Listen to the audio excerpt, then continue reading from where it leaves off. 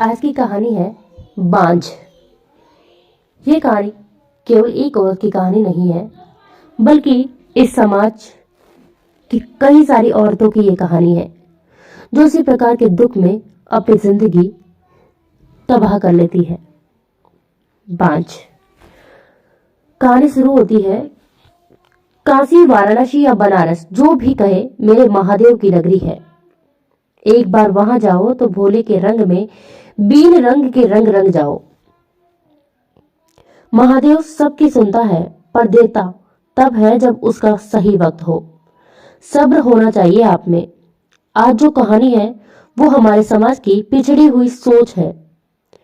शाम का समय सावित्री ने तुलसी के सामने दिया जलाया और जल्दी से रसोई घर में चली गई।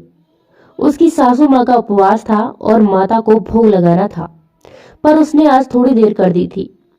वहां पूजा घर से उसकी सास की गुस्से वाली आवाज सुनाई दे रही थी। हर काम में देरी, हर काम में गड़बड़ी, कोई काम ठीक तरह से नहीं करती हो। क्या सीख कर आई हो अपनी माँ के घर से? 7 साल हो गए हैं, अभी तक कोई पोता पोती नहीं दे पाई। पर दोष किसे दे जब मेरी औलाद ही उस अभागिन की जी हजूरी करता है। न जाने कान में से खून निकाल दे, ऐसे अपशब्द बोले जा रही थी। शरद सारी बातें बरामदे में खड़ा सुन रहा था। उसे पता था कि उसकी माँ सावित्री को पहले की तरह पसंद नहीं करती, पर रोज इस तरीके से उसे ताने देके तोड़ती होगी, वो आज पता लगा। वो गुस्से में पूजा घर की ओर जा ही रहा था कि उसे लगा किसी ने उसका हाथ पीछे से जोर से पकड़ा है। वो पीछे मुड़कर देखने लगा तो वो सावित्री थी। शरद बोला, सावी जाने दो, माँ ने हद कर दी इस बार। सावित्री प्लीज उन्हें माफ कर दीजिए। अगर आप इस तरह से जाके उनसे बहस करते हैं तो उनका दिल दुखेगा। वो गलत बात है। वो गलत कहाँ है? और ये कभी कभार ही तो होता है, माँ रोज रोज कहाँ बोलती है। वैसे भी तो वो मोजे लेकर इतनी परेशान रहती है। अगर आपने कुछ बोल दिया तो बाद में मुझे ही परेशानी झेलनी पड़ेगी। क्या आप ये चाहते हो? सावित्री ने बड़े प्यार से अपने पति को समझाते हुए कहा। शरद ने कहा, तुम झूठ बोल रही हो। सावित्री ने अपनी कसम देते हुए कहा, आप नहीं जाओगे। आप फ्रेश होकर आए, मैं तब तक खाना लगा देती हूँ। और वो अपनी सास को प्रसाद देने चली गई। विमलेश, जो सावित्री की सास थी, वह ताना मारते हुए बोली, इतनी देर लगा दी, मुझे लगा मर गई। सावित्री सिर्फ मुस्कुराई और चली गई। ये सब श्याम प्रसाद जी देख रहे थे। वो पूजा घर में जाकर भगवान के दर्शन किए और अपनी पत्नी की ओर देखकर बोले, भाग्यवान हम बड़े बदनसीब हैं।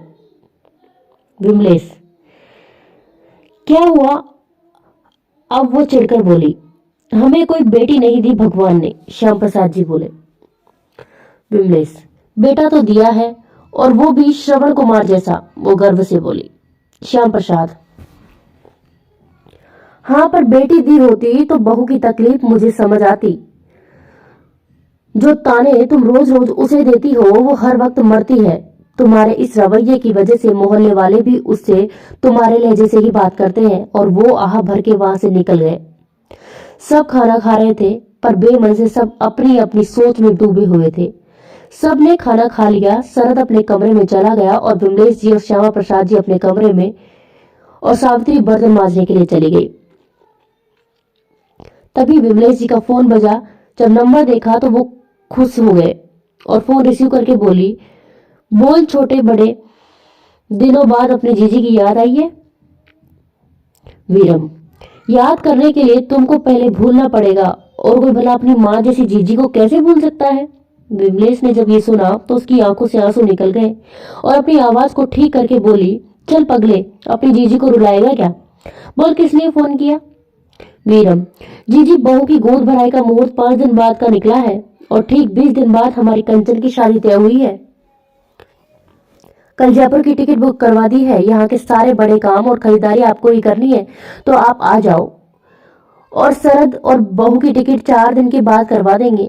दोनों भाई बहन देर तक बातें करते रहे। फिर फोन रखकर अपने पति को सारी बात बताई। तभी शरद ने दरवाजा खटखटाया और कमरे के अंदर आ गया और बोला, मामा जी का कॉल आया था, कल 5 बजे की ट्रेन है, विमलेश जी ने कहा, तुम सावित्री को बोल देना कि कल के सफर के लिए कुछ मालपुए और पूरियां बना दे। शरद ने हाँ कहा और शुभ रात्रि कह के कमरे से बाहर निकल गया। उसने सावित्री के पास जाकर सारी बातें बताई और सोने के लिए चला गया। सावित्री को पता था कि उसने शरद को रोका, इसलिए वो नाराज है, पर वो मन में बोली, कोई बात नहीं, मैं आपको जल्द मना लूंगी। उसने किचन में जाके कल के लिए नाश्ता तैयार किया और फिर अपने कमरे में आई।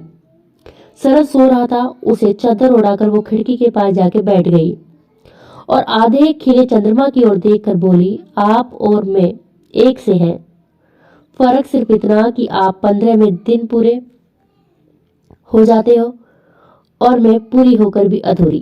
काश मैं मां बन पाती। वो आकाश की ओर देखते देखते सो गई। सुबह अलार्म बजा, सावित्री उठी, दिया बाती की, सबके लिए चाय नाश्ता बनाया। विमलेश जी और श्यामा प्रसाद जी चाय नाश्ता किया। शरद, सावित्री मेरे टिफिन में मालपुए और पूरियां भर देना, स्टेशन से सीधा ऑफिस के लिए निकल जाऊंगा। सावित्री ने हाँ कहा, अपने सास ससुर के चरण स्पर्श किए, सब तैयार कर रख दिया। वो लोग निकल गए। शरद पूरे रास्ते में ये सोचता रहा कि अब बस में उसे शहर ले जाऊंगा और IVF ट्रीटमेंट शुरू कर देंगे। अब उसे किसी के भी ताने नहीं सुनने पड़ेंगे।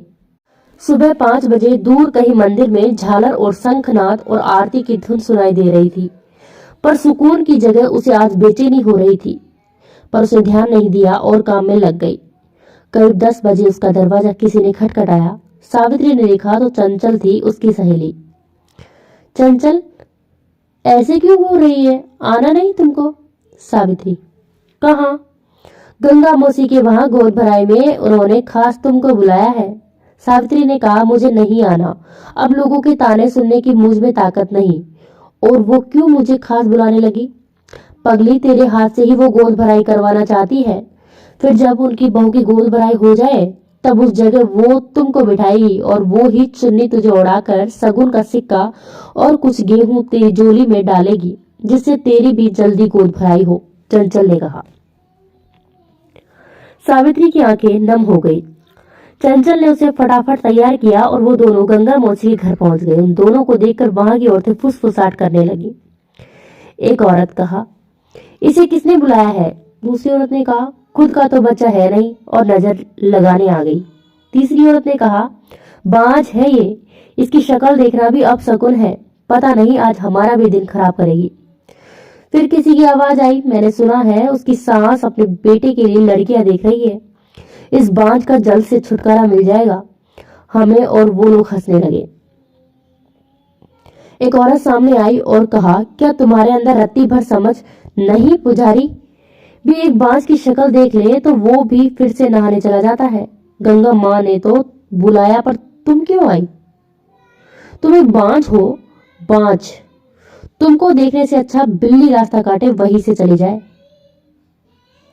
चंचल कुछ बोलने जा रही थी, पर उसकी सास ने हाथ पकड़कर खींच लिया। सावित्री रो रही थी, पर उसे चुप कराने वाला वहां कोई नहीं था। वो वहां से सिसकती निकल गई। उस तरफ जब गंगा मौसी को ये पता चला तो वो गुस्से से सबके सामने देखकर बोली, बांझ एक शब्द काफी है किसी औरत को तोड़ने के लिए। आप किसी का सहारा ना बने तो उसे तोड़ने का हक भी नहीं है आपको। आज मेरी बहू सही सलामत है तो उसकी वजह से, केवल सावित्री की वजह से। अगर वो उस दिन वक्त पर ना आती तो ना मेरी बहू जिंदा होती, ना उसका होने वाला बच्चा। वो लक्ष्मी है जिसके कदम घर में पड़ते ही खुशी आ जाती है। जाओ सब मेरे घर से। जिनकी सोच समझ इतनी घटिया है वो मेरी खुशी में शामिल नहीं हो सकते। फिर चंचल को कहा, जाओ बेटा उसको मना के लाओ। उस तरफ सावित्री अपनी सुध बुक खोकर चली ही जा रही थी। बस उसके दिमाग के एक ही शब्द गूंज रहा था, बांझ बांझ और बांझ।